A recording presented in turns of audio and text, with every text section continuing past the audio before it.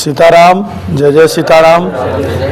आज हम लोग जो क्लास का सिस्टम है ये तीसरे दिन का है और हम लोगों ने प्रथम दिन जो सीखा था कि भाव किसे कहते हैं, भाव क्या होता है, भावेश क्या होते हैं, भाव कारक क्या होते हैं और राशियाँ क्या होती हैं, ग्रह क्या होते हैं, आकाश मंडल क्या होते हैं, आकाश में विचरने वाले कितनी राशियाँ हैं, चर राशि कितनी है, स्थिर राशि कितनी है, दो स्वभाव राशि कितनी है, यह सब जानना जरूरी होता है।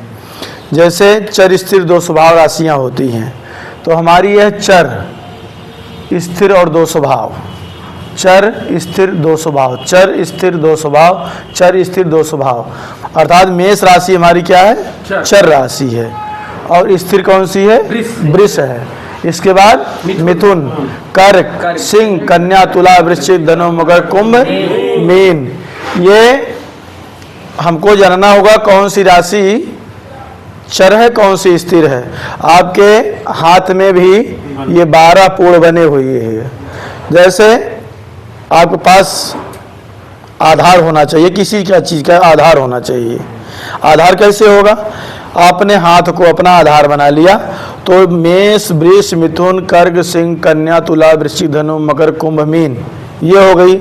तो आप हाथों पे भी अपने चर स्थिर दो स्वभाव का ज्ञान कर सकते हैं। चर स्थिर दो स्वभाव मतलब मेष, वृष और मिथुन, कर्क, सिंह, कन्या, तुला, वृश्चिक, धनु, मकर, कुंभ, मीन। तो ऐसे में आपको पता चल जाएगा कि चर कौन सी राशि है।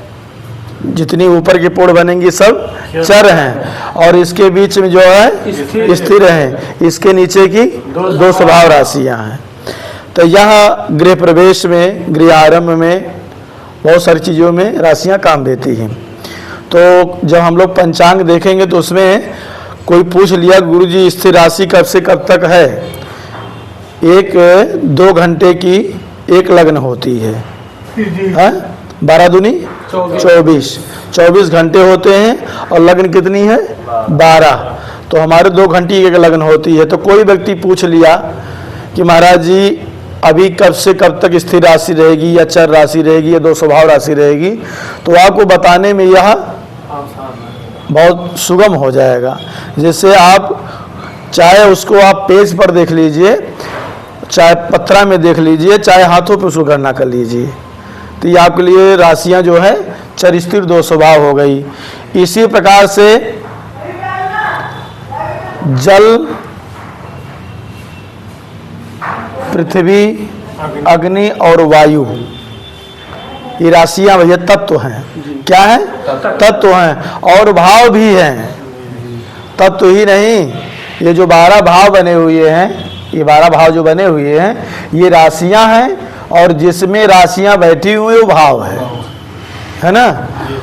तो राशियां चलती हैं लेकिन भाव चलते नहीं हैं, भाव अस्थाई रहते हैं। भाव माने घर, आप लोग को पहले बता चुके हैं कि भाव माने घर। तो भाव हमारे ये आकाश मंडल है ना, राशियां हमारी चलती हैं, इसको कहते हैं गोचर। ग्रहों का चलना ही गोचर कहा जाता है।